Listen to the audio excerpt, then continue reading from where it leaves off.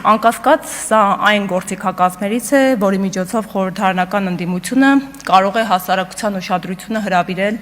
այնպիսի օրակարգային հարցերի վրա, ինչպիսին քաղբանտարկյալների հիմնահարցն է։ Մեր երկրում ստեղծվել է աննախադեպ մի իրավիճակ, երբ մեկ քաղաքական ուժը ունի խորհրդարանում, ազգային ժողովում սահմանադրական մեծամասնություն։ Եվ այս մեկ ուժն է ձևավորել կառավարությունը, ձևավորել Բարձրագույն դատական խորհուրդը, սահմանադրական դատարանը, նշանակել մեր երկրի իրավապահ մարմինների ղեկավարներին։ Ու զուգահեռաբար ունենք նաև իրականություն, երբ իրավապահ մարմինների ղեկավարները նշանակվում եւ ազատվում են WhatsApp-ային գրագրությամբ։ Այսօր քաղաքական ընդդիմախոսները պետական մարմիններում արձանագրում ենք, որ կառավարվում են մեկ միասնական օրգանիզմի համակարգվածությամբ։ Ընդհանրապես, ով է քաղբանտարկյալը։ Թեև Եվրոպայի խորհրդի խորհրդարանական վեհաժողովը իր 1900-րդ բանաձևով տվել է հստակ հասկացություն 5 բաղադրիչներով, փորձեմ ինքս ավելի հանրամատչելի բացատրել, Քաղաքական բանտարկյալը դա մարդ է, ով իր կատարած, ավելի ճշգրիտ չկատարած գործողության համար հայտնվել է անազատության մեջ կամ կրում է այնպիսի ծանր հետևանքներ, որոնք չէր կրի, եթե չունենար օրվա իշխանությանը ընդդիմացող քաղաքական հայացքներ։ Օրինակ, կալանավորված է, որովհետև քննադատել է իշխանությանը, ինչպես իմ նեմնիմի փոդքասթավարներ, մեր ընկերներ Վազգեն Սաղաթելյանն ու Նարեկ Սամսոնյանը։ Բայց ի հեճուկս այս իրավիճակի մարդասպանները կամ սպանության մեջ մեղադրվող անձինք կրում են ավելի մեղմ պատժամիջոցներ։ Հետևաբար արձանագրում ենք, որ այսօր խափանման միջոցներից ամենածանրը կալանքը վեր է ածվել պատժիչ մահակի ընդդիմախոսների նկատմամբ։ Այսօր Հայաստանի Հանրապետությունում կան տասնյակ քաղբանտարկյալներ,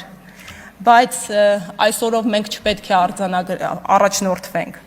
Մեր քաղբանտարկյալները հարյուրյակի են հասնում, մինչդեռ գործ ունենք մի ուժի հետ, որը եկել էր ժողովրդավարության արժեքների դրոշով։ Նրանցից ոմանք արդարացվել են, ոմանց գործերը կարճվել են, ոմանց գործերը դեռ քննվում են, բայց երբ իշխանությունը միջամտում եւ կասեցնում է մարդու գործող հիմնարար իրավունքը, դա պետք է լինի հետևանքային։ Քաղբանտարկյալները հայրեր են, որդիներ, եղբայրներ, քույրեր, գործարար, այգեպան, բժիշկ, իրավաբան, մարդիկ, ովքեր չեն վարանել բարձրաձայնել ու գործել հանունի, ու կրել են հետևանքներ, բայց պատժիչ հետևանքները միայնակ չեն կրել են իրենց մերձավորների հետ միասին։ Այսօր Հայաստանում քաղբանտարկյալներ են հոգևորականները, իդեմ Բագրատ, Միքայել եւ Մկրտիչ Սրբազան հայրերի, ովքեր չընդունեցին անընդունելին։ Հերթական աննախադեպը գրանցվեց վերջին շրջանում, երբ կիրակի օրը նույն ժամին առավոտյան ժամը 9-ին շուրջ 2 տասնյակ հոգևորականներ հրավիրվեցին հարցաքննության մեկ նպատակով՝ սուրբ պատարագների բնականոն ընթացքը խարխլելու, քաղաքական օրակարգը սպասարկելու միտումով։ Այսօր քաղբանտարկյալներ են գործարարները։ Իդեմս մեծանուն բարերար Սամվել Կարապետյանի, ով եւս թույլ չտվեց անցնել անանցնելին, կանգնեց ի թիկունք հայ առաքելական Սուրբ եկեղեցու եւ ԻՊԱ հայի ինքնության։ Վերջինս եւս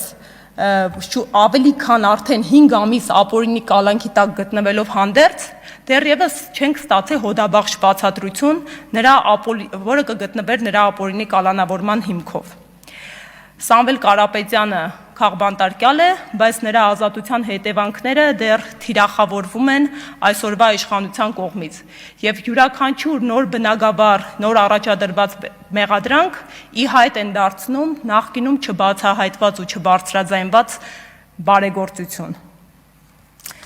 Այսօր մենք ազգային ժողովում ենք եւ պետք է ամոթալի արձանագրել, որ քաղբանտարկյալ է խորհրդարանական կառավարման ձև ունեցող երկրում պատգամավորը աննահանջ Արթուր Սարգսյանը։ Ու ի վերջո այսօր քաղբանտարկյալ է Լիդիա Մանթաշյանը, ով կրում է ամենածանր հետևանքները, ով գտնվում է կալանքի ներքո եւ ով ունի, միակն է 18 արդարների գործով, ով ունի տեսակցությունների արգելք։ Այս ամենը նորմալ չէ, բնականon չէ, իրավական չէ։ Մենք պարտավոր ենք կատարվելիքը հասցնելու միջազգային ատյաններին, որովհետև այս ամենի ակունքում իրենց ստեղծման ու կայացման հիմնարար արժեքներն են։ Ու պատահական չէ, որ Եվրոպայի խորհրդի խորհրդարանական վեհաժողովի 12-րդ լիագումար նիստում, որը Երևանում էր կայանում, պատգամավոր Ամորին իր խոսքում լրջագույն մտահոգություն հայտնեց Հայաստանում մարդու իրավունքների նկատմամբ իշխանության միջամտությունների վերաբերյալ եւ ասաց, որ իրենք հետեւողականություն են դրսեւորում ու այս միջամտությունները կարող են խոչընդոտ հանդիսանալ դեպի Եվրոպական միություն բաղձալի ճանապարհին։ Այսօր պետք է արձանագրենք, որ արդարադատությունը երբեք չպետք է վերածվի քաղաքականության զենքի։ Դեռ քննվում են Հայաստանում քաղբանտարկյալների գործերը։ Առջևում մարդու իրավունքների եվրոպական դատարան դիմումներ են ներկայացվելու եւ նախադեպային պրակտիկան գալիս է հուշելու, որ բնականաբար հետևանքներ ու արձանագրումներ լինելու են, սակայն այդ հետևանքները կրելու ենք մենք Հայաստանի Հանրապետության քաղաքացիներս ու այդ հետևանքների արդյունքում չեն վերականգնվելու մարդկանց կորուստներն ու անփոխհատուցելի են լինելու նրանց իրավունքների խախտումները։ Այսօր ես լիահույս եմ, որ խորհրդարանական լսումներում մենակ չենք ինքնաարտահայտվելու, այս քննարկման արդյունքում նոր մեխանիզմներ կմեկնարկենք ու կձեռնարկենք ու պետք է կատարենք ամփոփիչ արձանագրումը։ Մենք ունենք սահմանադրություն, բայց կտրուկ նահանջել է մեր սահմանադրական մշակույթը։ Մենք ունենք պարլամենտ, բայց չունենք պարլամենտարիզմ։ Մենք ունենք իշխանությունների տարանջատում, բայց իշխանությունների ճյուղերը այլևս միահյուսված են եւ մեր նպատակը պետք է լինի վերադարձ առ իրավական պետության ծիր։ Շնորհակալ եմ։ Շնորհակալություն ձեզ։